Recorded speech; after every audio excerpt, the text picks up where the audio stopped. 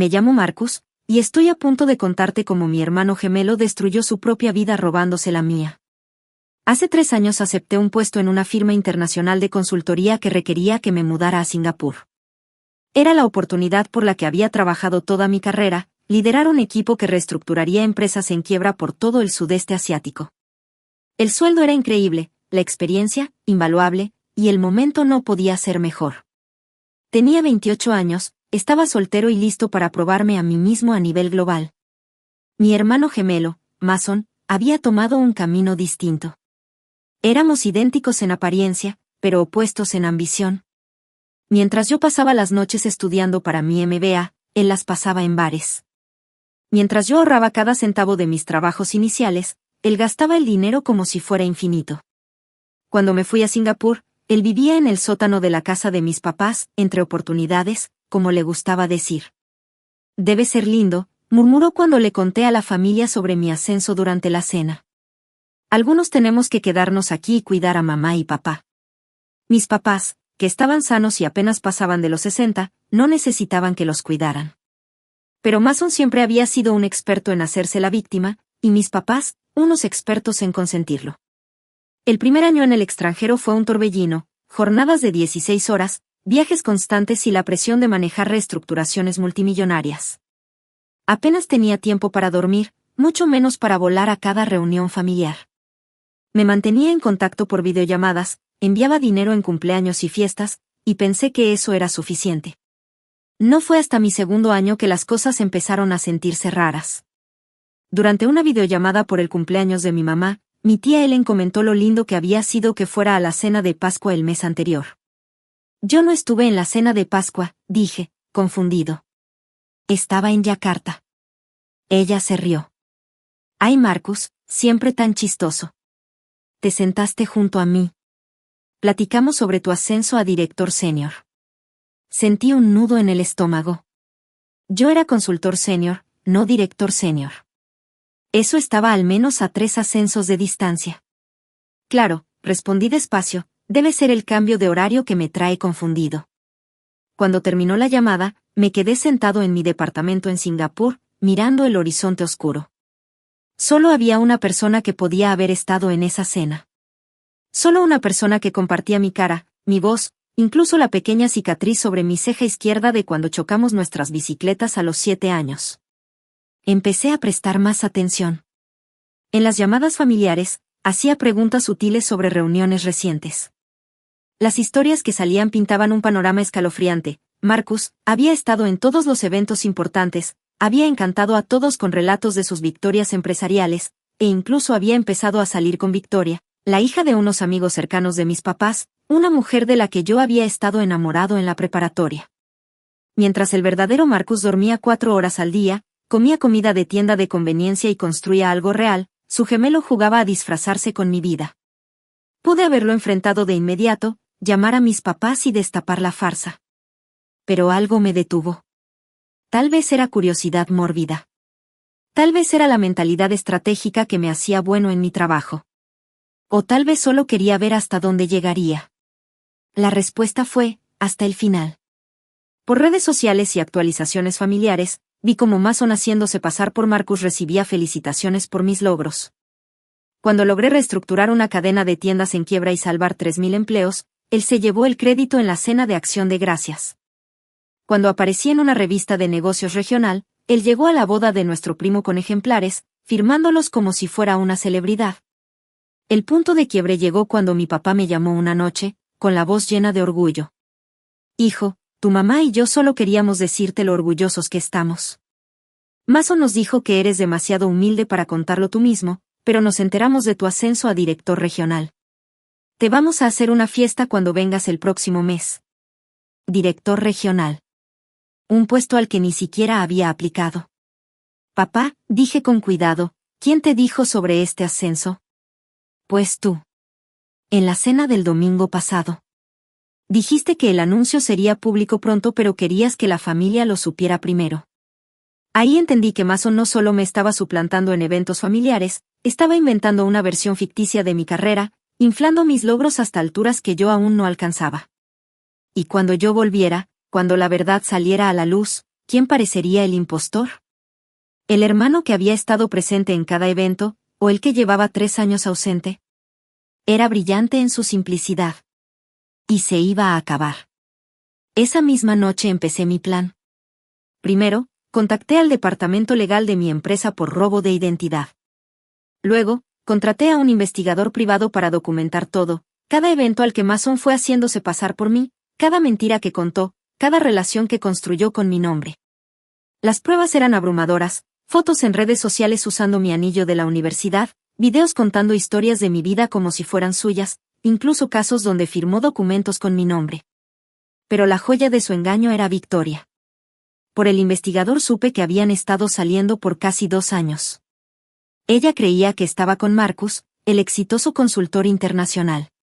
Él le había dado joyas que supuestamente yo había comprado en el extranjero, le contó historias sobre nuestro futuro juntos e incluso habló de matrimonio. Todo mientras el verdadero Marcus estaba a 14.000 kilómetros, sin enterarse de nada.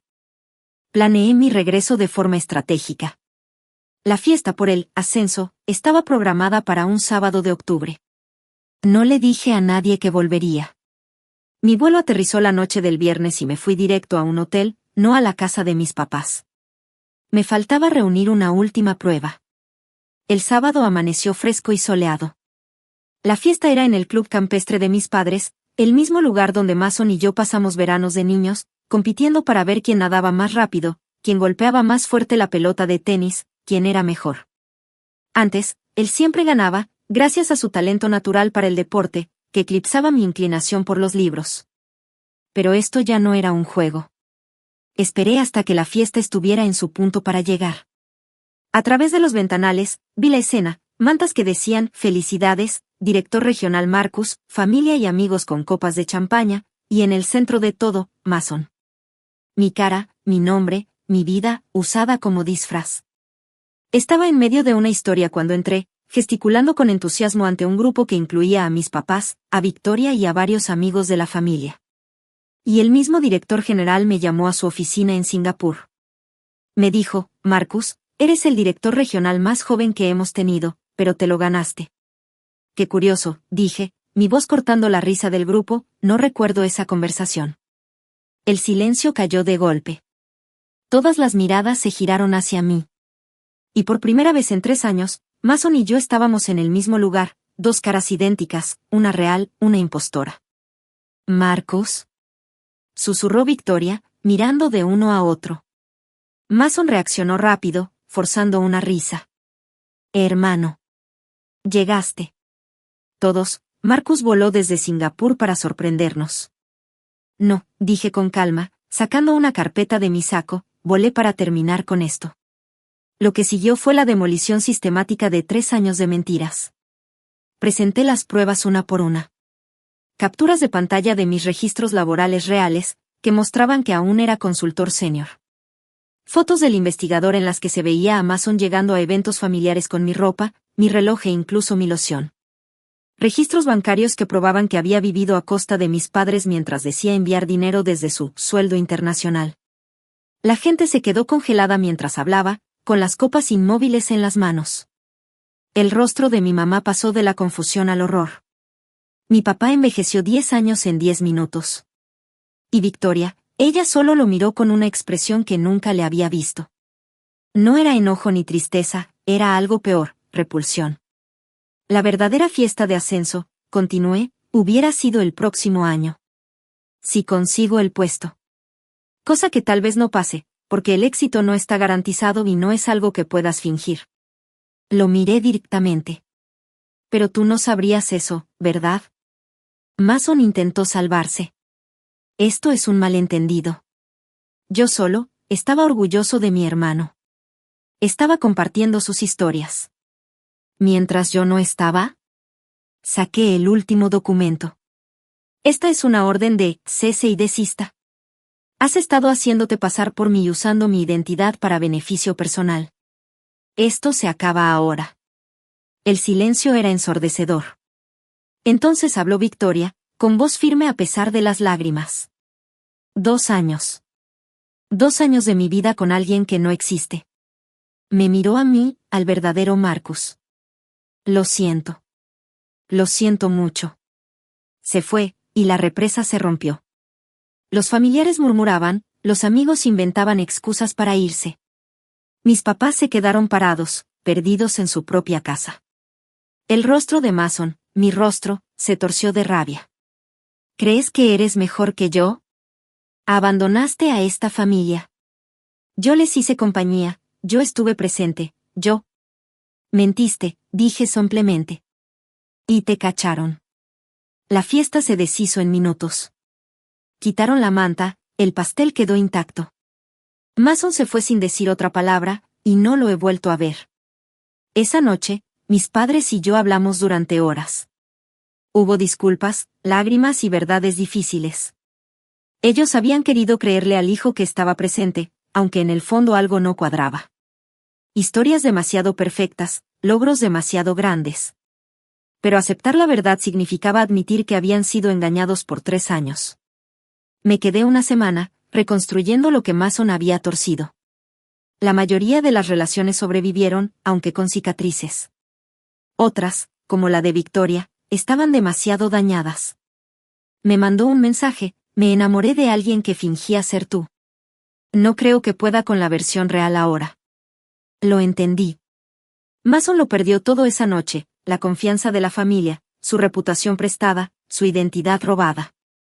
Lo último que supe es que se mudó al otro lado del país, empezando de cero donde nadie lo conociera, ni a él, ni a mí. Yo regresé a Singapur con una extraña sensación de ligereza. Mi vida volvía a ser mía, mis logros, míos. ¿El ascenso a director regional? Lo obtuve 8 meses después, ganado honestamente, con noches largas y decisiones difíciles. Cuando llamé a mis papás para darles la noticia, sus felicitaciones fueron más silenciosas que antes, pero también más sinceras. A veces me pregunto si Mason piensa en esa noche. Si se arrepiente de haber llevado la suplantación tan lejos, o si todavía cree que estuvo justificado. Pero la mayoría del tiempo, no pienso en él. Porque mientras él jugaba a fingir con mi vida, yo estaba construyendo algo real.